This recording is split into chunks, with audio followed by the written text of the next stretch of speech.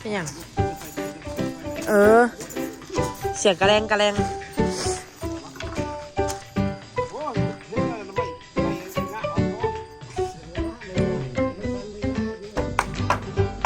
คนสั่นเงียบเลยครับเป็นไหนพวกเข้าวะใกล้ละเด้อทุกคน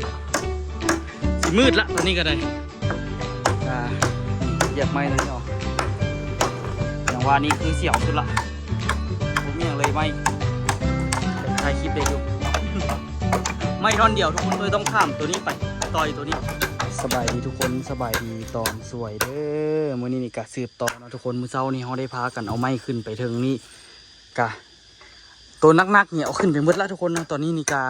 ได้มาเกี่ยมไม้ดั้งเสริมนะทุกคนเนาะเข้าไปอีกเนาะลายอันแล้วก็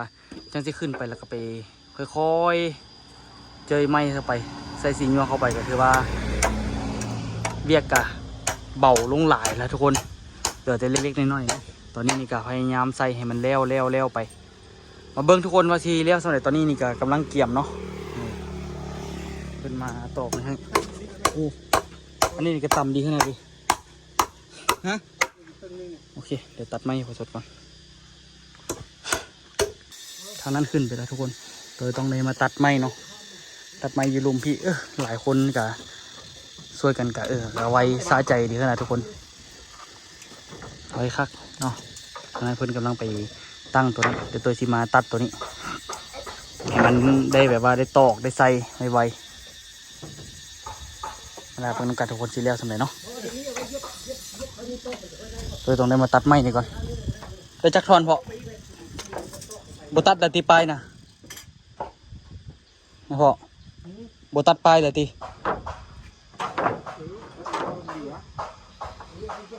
เดี๋ยวจักทอนโอเคเดี๋ยวตัดไม้กันทุกคนวงเดือนตอนนี้ใส่โบได้ทุกคน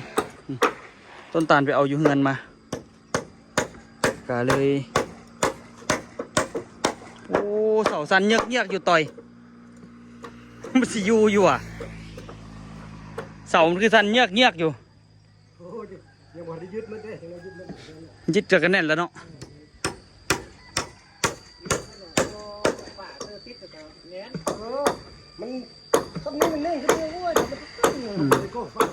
ทุกคนเดี๋ยวตัวลงไปตัดเล็กไปตัดไม้ก่อนวันนี้ขึ้นมาสวยแล้วซื้อ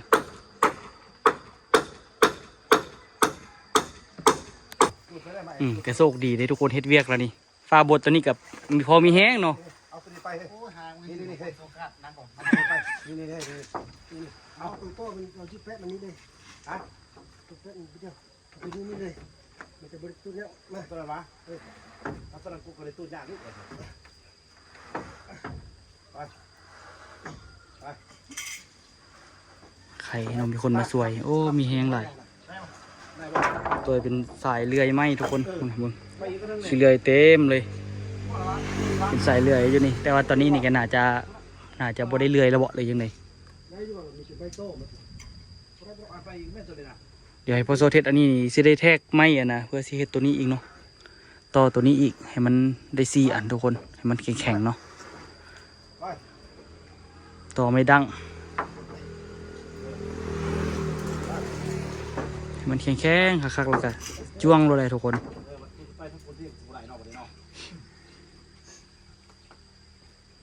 คักอยู่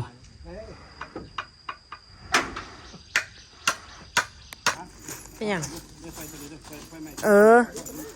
เสียงกระแรงกระแรงโอ้เฮ็ดได้ไม่งะออกก็ไม่ยาวไม่สั้นเลยงะอยู่มาซ้อมเสร็จมันบ่แท็กบึงไม้นี่สิลูกนี่ยังไงกูบ่ดิไล่แท็กบึงไม้สิลูกนี่ยังไงบ่ดิโอ้ย11เซต1เว้ยเฮ้ยแท็กไปได้12บ่11พอแล้วมัน11แท็ก12ก็ลุกลงอีกแล้วเว้ยล็อกเล็กๆอย่างนี้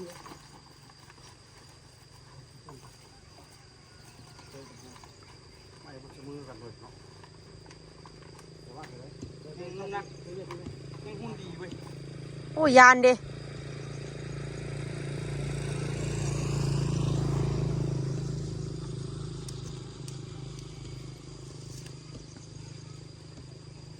เข้าเลย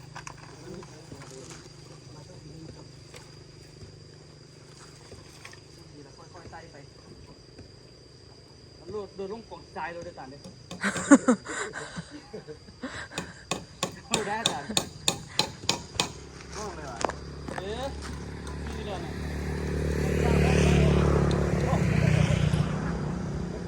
ต้องไม่เกี่ยวเดี๋ยวสิเอาดีกว่า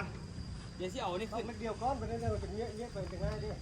เฉพาะน้ำกล้องกู มาเอายก ไม่เห็นเจ้าอยู่ เอานี่ขึ้น โอ้เดี๋ย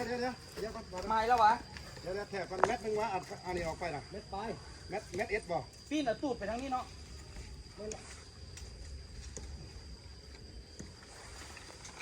เม็ดนึงเส้นเนาะ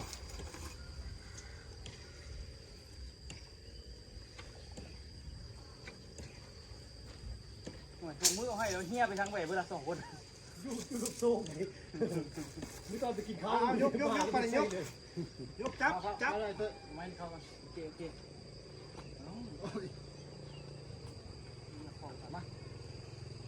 พูดไปคนนี้บอกดีแล้วมาเม็ดนึงผู้เดียวอยู่นี่ดิพูดไปพูดไปอีกนิดนึงดู 1 2 พ่อเอาพริกขึ้นก้อนพริกขึ้นมาพริกก้อนดู เอาเด้อ ยับเข้ามาหาใกล้ๆ จักฟางโอเค ยับกันหลัง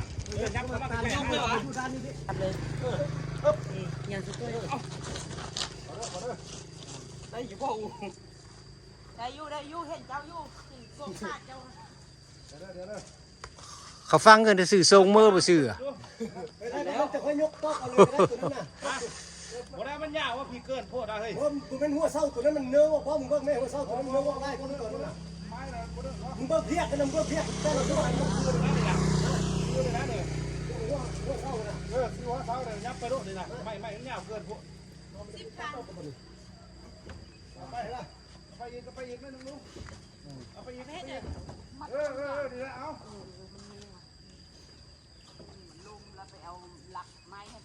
อูนี่ไปจับไปนึงไปแล้วบ่งับเลยดิ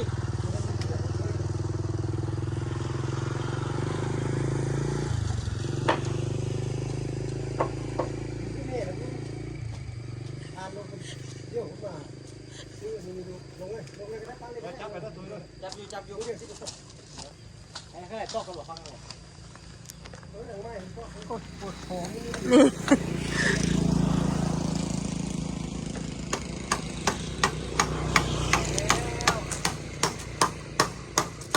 ตัวตอกอันนี้แล้วก็ยึดแล้วก็ตอกเอาไม้เสื้อสิวะ ยกมุ่งยังบุมุ่งเถอะได้เอาไม้นั่นมาโต๊ะขึ้นนี่ก่อนใส่นั้นก่อนใส่แผ่นนั้นก่อนใส่มันตับนึงมันมีจักอัน6 กว่าตับนึง6 อันเดี๋ยวไปคิดไล่มันก่อนสิครับ เรื่องไปพูดได้บัดตอกฝรั่งเด้อเรื่องไปพูดได้หนึ่งเรื่องไปพูดได้หนึ่งเด้อ โอ้ยนี่สิไป เด้อซ้ำเลยนะโอเคบ่เอา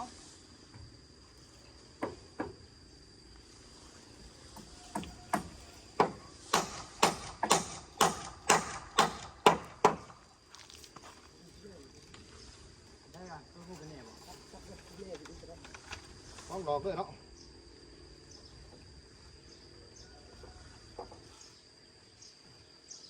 ถ้าเป็นแนวหัน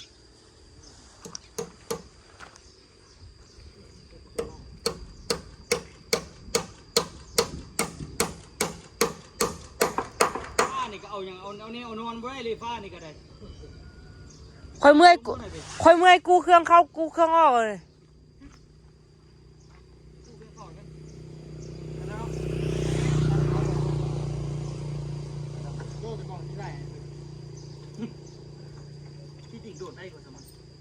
โอ้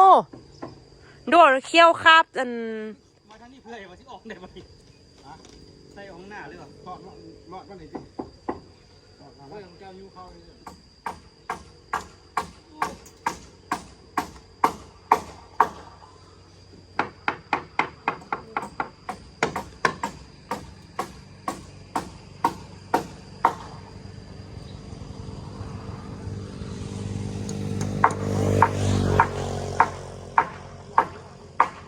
มันหัดจังอยู่หัดขับมันเลย หลายรถเข้าไปโซเชียลออกได้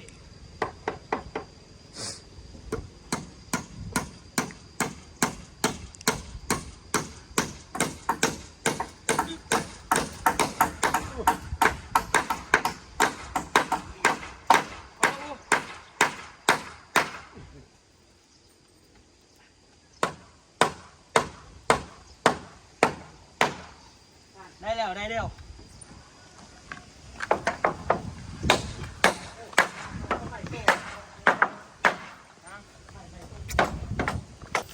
ใกล้แล้วเด้อตอนนี้ได้อันนี้ได้ดังตัวนี้ดังตัวนี้แล้วก็กำลังคิดดังตัวน้อยหันทุกคนบอกแงบอยู่นี่ประกาศไว้แล้วก็สิเอาไม้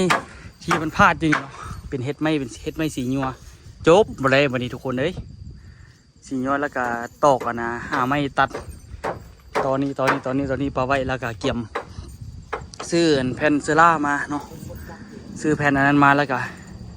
เอามาแอมนะทุกคนตัวสีไลอยู่ประมาณมีประมาณจักแผ่น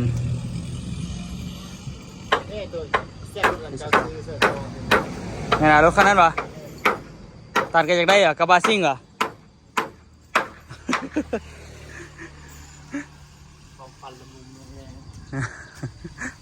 ตัดจากได้ดีแม็กตัวเตี้ยหันว่าดิแต่งเราเอาไฟอยู่ทั้งกล้องรถให้เห็นบ่แต่งเราเฮ็ดมีไฟอยู่ทั้งกล้องรถบอกกลางคืนนะแล้วก็มีไฟอยู่ทั้งหน้าว่ามันบ่ใส่เครื่องเสียงบ่โอ้ใส่กระคักกันแหละผมมันสตาร์เนี่ยได้กับบาซิ่งนี่นะ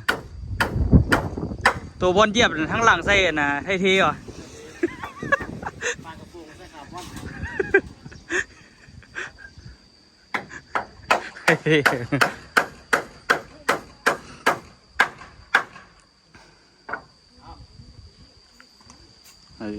จบข่าววันนี้นะเอาไปต่อกันไปอีก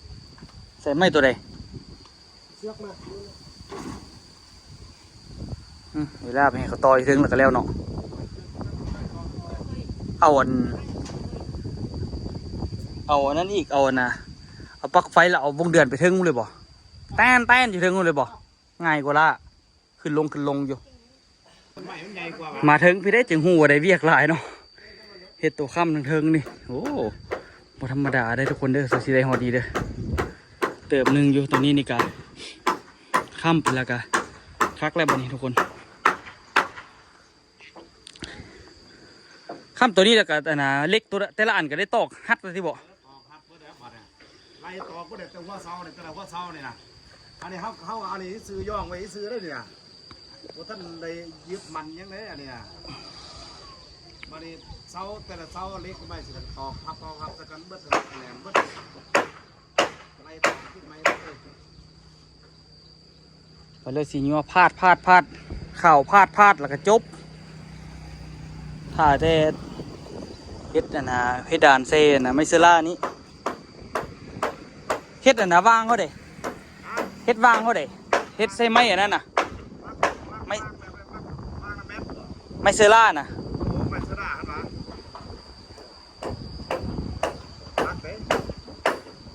บ่ได้ใส่หลายบ่ได้ตีไม่เซล่าเซล่าใส่ปัดลูกปัดใส่มันน่ะตัวแม่นใส่คือของเอ้ยเอามาลานะที่จริงของเราอ่ะนะที่จริงบ่ใส่ไม่เซล่าใส่ไม่แป้นกับงามกันเลยเนาะว่าไม่เซล่าดีกว่าบ่ว่า6 ตับเนาะอันนี้แมตร2มันสูงเท่าไหร่เสาอ่ะสูงเท่าไหร่ความหนาเสาอ่ะความสูงนะเสาเซนมันบ่เสาเซนพกกันก็ถึงอยู่แต่18เนาะหรือว่า10ถึงอยู่16นึงว่ะเวลามันประกบกันนะ18วะเดี๋ยวสิไล่มันก่อนสิถึงจักแผ่นเพราะว่าตัวนี้นี่แมตเสามันต้องโปกหัวเทิงไม้พี่เลยเนาะเดี๋ยวสิได้ไล่เบิ่งว่าสิได้ถือกันเพราะว่าทั้งข้างนี่อีกทั้งข้างนี่สิไล่ลบทั้งข้างนี่ต้องลบออกนิดนึงเนาะเพราะว่ามันสั้นลงบางทีนะแผ่นหนึ่งมันตัดได้2 อันเนาะ สิไล่เพื่อบ่ให้มันมีอีกรถตับหนึ่งเพราะว่ามันอาจจะได้อันนั้นอาจจะบ่ได้เบิดหลายปานนั้นเนาะตอนนี้เกมขึ้นแล้วก็ทุกคนเกมเอาไม้ตัวนี้ขึ้นเนาะแต่มันบ่ได้สูงเฮงตัวนี้สามวะสองได้บ่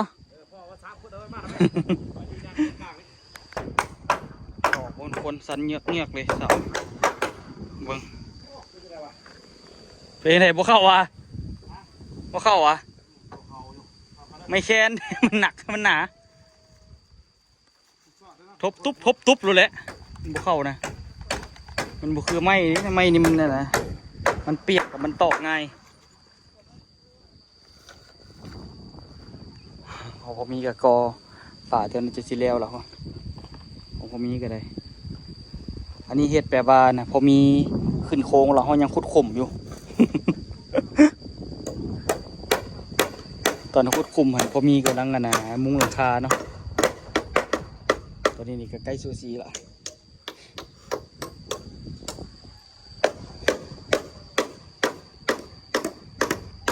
ตอกอย่างเดียวเลยตอนนี้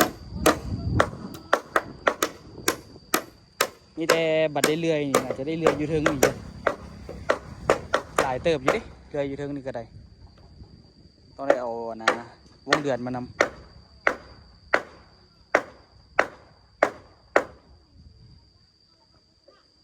เฮ้ยจังเด็กก็บ่เข้าอ่ะ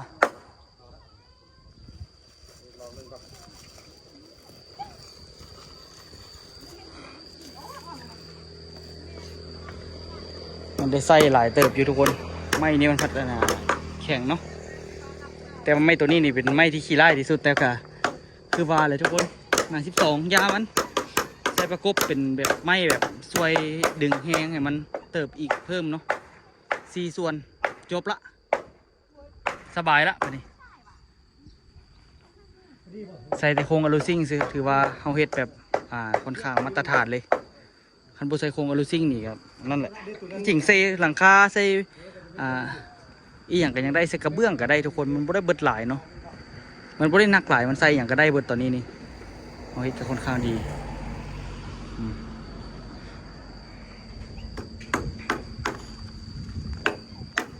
ห้องนอน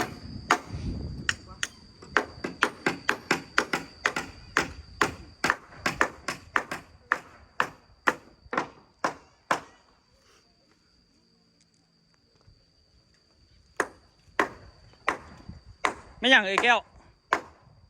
ไม่อย่าง จะเป็นกินนูนในช่วงนี้เนาะ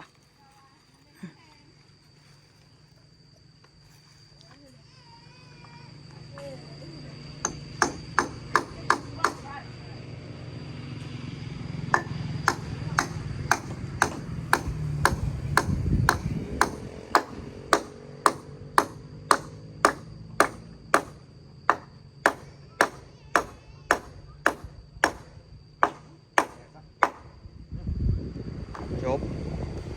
แน่นตึกขันตะพุนบูมานี่จักยากอยู่ในมือนี่นี่ขันพุนบูมาสวยนี่ทำไมพุนแหงทรายก็พอดีแหงทรายสบายจบโอ้เย็นดีเด้เย็นสบายคักอ้าวสีมัวพาดตัวนี้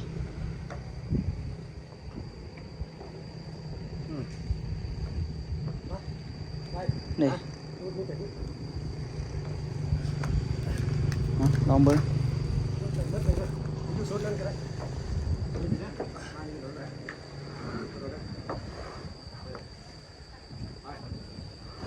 ไอ้ไหนฮัดหัวเสาอ่ะ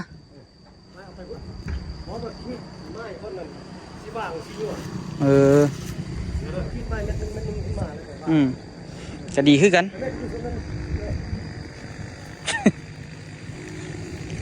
นี่วันนี้มีไม้จับแล้วกับใครได้เนาะคือว่าอุ่นใจได้มีไม้จับนี่ส่วนพวกนี้นี่คือว่าเป็นยังไงงูแหละไม่นี่14 ตัวนี่พอดีแล้วก็ทุกคน14 เมตรเนาะวางละเม็ด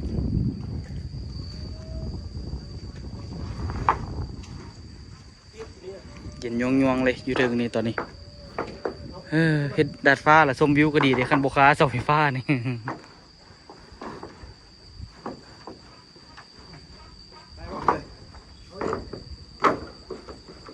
เอาไปจับลูกจับไปบ่ไม่ถึงไหนแล้วเด้อมึงก็ไม้มาเลยก็ได้นะไม้คิดมาเลยเม็ดนึงมาเลยนะ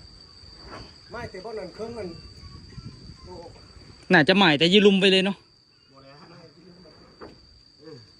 บ่ว่าจะได้ไม้เฮาก็เฮ็ดมาตรฐานแล้วดิ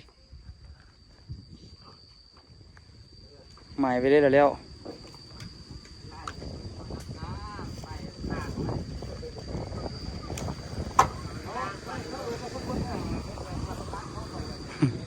คานไปแล้วดีแล้วระวังไว้โอ้ตัดเปลี่ยนแนวแล้วหาบนำหลายคนช่วยกันเนาะทุกคนสบายอยู่เดี๋ยวต้องได้แทกทางนั้นได้แทกทางนี้เนาะทุกคนแมตหนึ่งตัวนี้น่าจะหมายอยู่นี่ได้อยู่เพราะว่าพลาดไปข้างหน้ากับบุกเกียวกันละกำลังซีเฮ็ดเป็นไม้สีนัววันนี้ทุกคนเดี๋ยวจะค่อยๆมาครึ่งบิดไม้พวกนี้ให้เราเนี่ยข้าเจ้าเอาออกไปแมตหนึ่งพอดี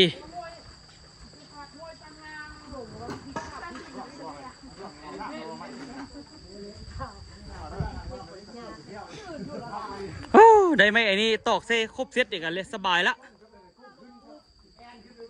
เหลือแต่ไม่เข้ายามันไม่เข้าไม่แล้วพวกกล่องยูรุมเลยทุกคนมาเฮ็ดเป็นไม่เข้าแจนบุพอสมมติไม่เข้าก็ได้ฮะแท้วะ คันที่ย่านกับอีโบย่านแต่ดุนเนี่ย นี่ทุกคนตอนนี้นี่คักขนาดทุกคนพอดีเป๊ะเลยโอ้เฮ้ยเจ้าดึงตัวนี้แม่ไปเหยียบนะ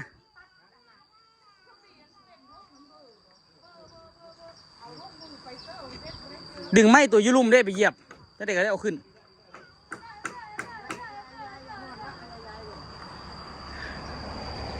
ใกล้แล้วทุกคนใกล้แล้ว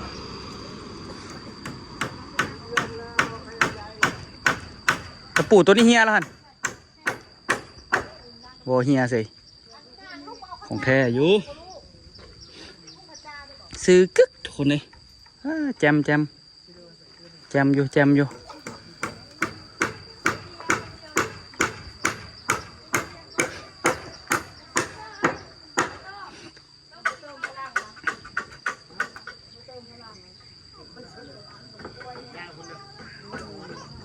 เอาตัวนี้ก่อนบ่นี่ตัวเหยียบนี่ก่อนบ่นี่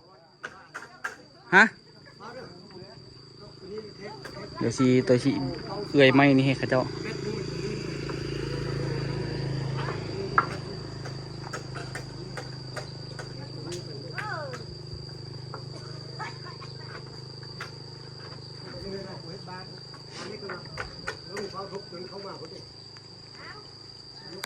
โอ้เป็นตาคักเรานั่งซ่อนกันเลยเนาะ ไปไม่ตันไปต่อขบวนไป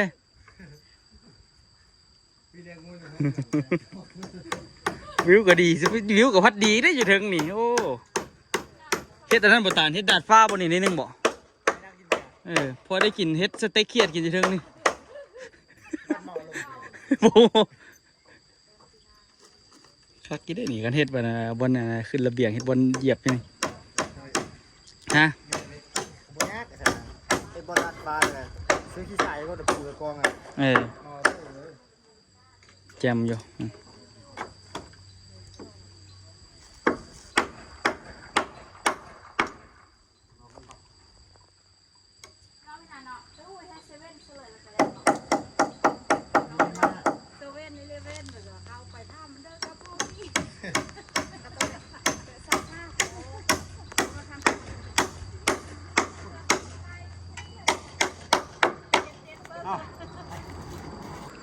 ระยะวาง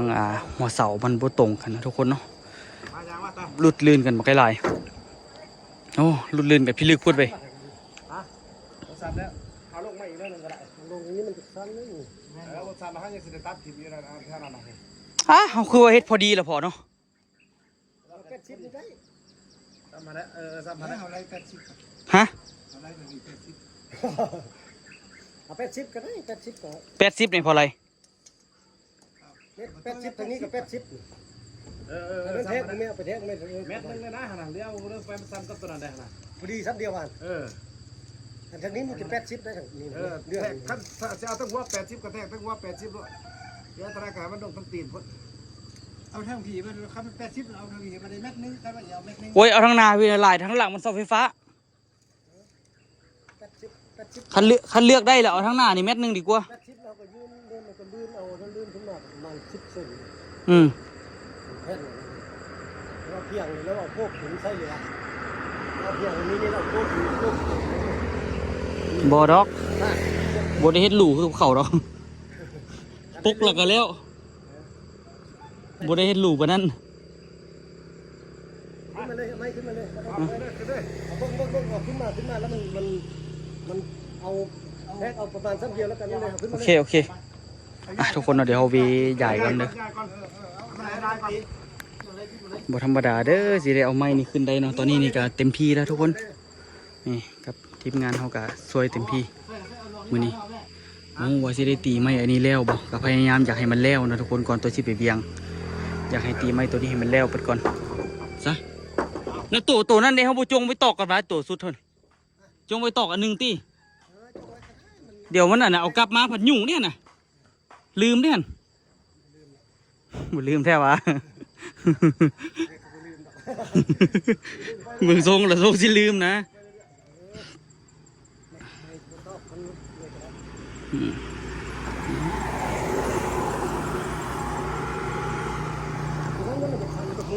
ปาโก้ย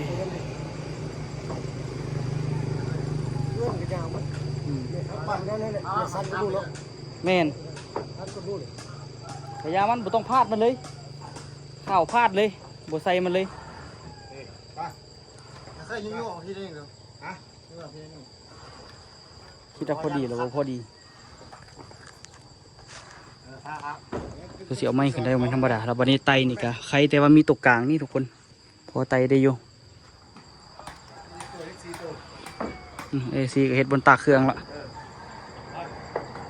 เห็ดไม้คำเสือกไฟนี่ตัวสั้นเห็ดเวียกยากทุกคนมันกลัวหัวเขาอยู่ใส่ไฟใส่ไฟฟ้าต่อใส่เฮือนนี่เด้อวิวเมืองลองซานทุกคนเนาะ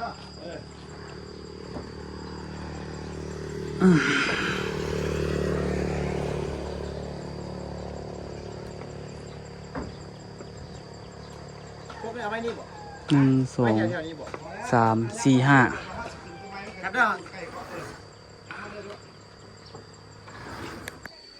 สักวันนี้ทุกคนเนาะมีแต่ซีพยายามตอกมันเต็มที่พอลงไปใช้ยืนกันเป็นกำลังใจกันตัวโอ้เดี๋ยวเราจะพยายามตอกให้มันเร็วนะทุกคนใกล้ละเด้อทุกคนสีมืดละตอนนี้ก็ได้นี่เหยียบไม้ตอนนี้ออก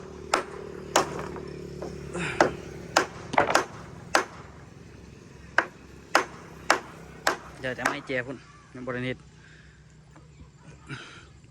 แล้วจะเห็ดมาเดียว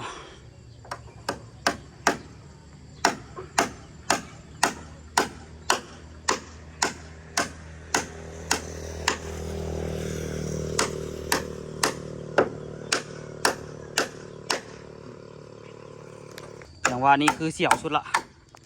ผมมีอย่างเลยไม่แต่ก็ถ่ายคลิปได้อยู่ ไม่ท่อนเดียวทุกคนตัวต้องข้ามตัวนี้ไปต่อยตัวนี้ต่อยกันทุกคนเรียบร้อยแล้วเด้อผมเป็นพี่น้องเลยสีนัวกันแล้วคือกันแล้วมือนี่ถือว่าสมมาพาควรนะทุกคนเนาะนี่